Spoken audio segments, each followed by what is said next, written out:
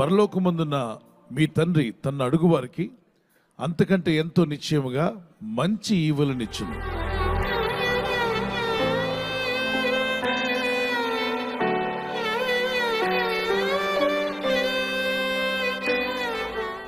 Parents దగ్గరికి వెళ్ళి మీ నాన్నగారిని కానీ ఏమన్నా, నాన్న నాకు చేప కావాలని అడిగారు అనుకోండి, చేప ఫిష్ అడిగావా నువ్వు, ఇదిగో పాము ఇస్తాను తీసుకో అని ఏ తండ్రిని అంటాడా? ఒకవేళ తండ్రి వద్దకు వెళ్ళి నాన్న నాకు గుడ్డు కావాలని అడిగితే తేలినిస్తాడా? అంటే తండ్రిని మీరు ఏది అడుగుతారో అడిగిన దానికన్నా బెస్ట్ ఇవ్వడానికి ప్రయత్నం చేస్తాడు. Yes or no?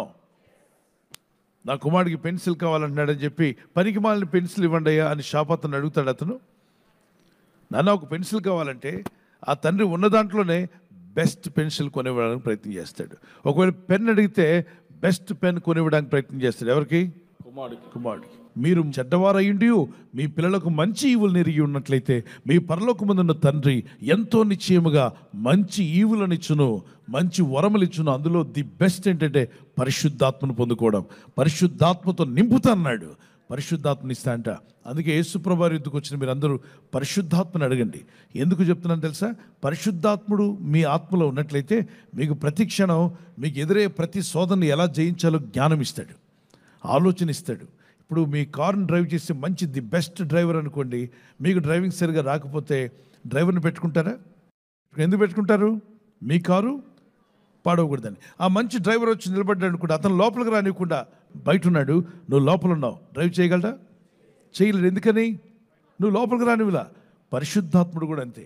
నీ దేహం బాగుండాలంటే నీ దేహంలో పరిశుద్ధాత్మక ఆలయమే ఉందట. 1 కొరింథీ పత్రిక 3వ అధ్యాయం 16-17లో, 1 కొరింథీ పత్రిక 6వ అధ్యాయం 18-19లో మానవ దేహము పరిశుద్ధాత్మక ఆలయంగా చేసుకుంటాడు. ఆయన్ను లోనికి రానిస్తే నీ దేహాన్ని, నీ ఆత్మను, నీ శరీరాన్ని, మనసును, నీ ఆలోచనలను ఈ భూమి మీద నువ్వు జీవించే జీవితంలో ఎదురయ్యే శోధన, బాధలు, ఇబ్బందులన్నీ కూడా జయించే కృప ఆయన నీలో నుండి నీకు నేర్పిస్తాడు. నీలో ఉండి నిన్ను నడిపిస్తాడు. నాలో ఉండే దేవుడు, నాతో ఉండే దేవుడు. ఈ వాగ్దానం పెట్టిన మనం ఒక కీర్తన పడుకొని మరికొంత సమయం ఈ వాగ్దానం ధ్యానం చేసుకుందాం. కూడా కొన్ని అడ్లు ఆటంకాలు ఉంటాయి, వాటిని ఇప్పుడే తొలగించమని నువ్వు ప్రార్థన చేయగలిగితే అడుగు వారికి నిశ్చయముగా తండ్రిని దేవుడు సాయం చేస్తాడు. నమ్మిన వారు దేవునికి స్తోత్రం చెప్పగలరా?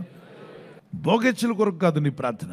నా ఆత్మను బాగు చేయయ్యా, నా పాపాలు క్షమించయ్యా, నా శాపాలు తొలగించు, నా బ్రతుకును మార్చు, నాలో ఉన్న వంకర బుద్ధులన్నీ స్ట్రైట్గా చేయి, ఆలోచన విధానం మార్చి, నా చెడు స్నేహాన్ని తొలగించు, చెడు అలవాట్ల నుండి బయటపడాలి.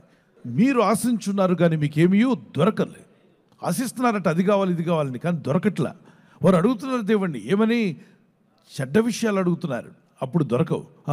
నరహత్య చేయుదురు, మత్సరపడుదురు కానీ సంపాదించుకోలేరు. మీరు మత్సరపడినా, అసూయపడినా సంపాదించుకోలేవు. తర్వాత పోట్లాడతారు. ఏంటి? ఆస్తిపాస్తుల కొరకు పోట్లాట్లు, కొట్లాట్లు, తన్నులాట్లు, కోర్టు కేసులకు వెళ్తారు, పోట్లాడుదురు, యుద్ధము చేయుదురు కానీ దేవుని అడగనందున మీకు ఏమీ దొరకదు.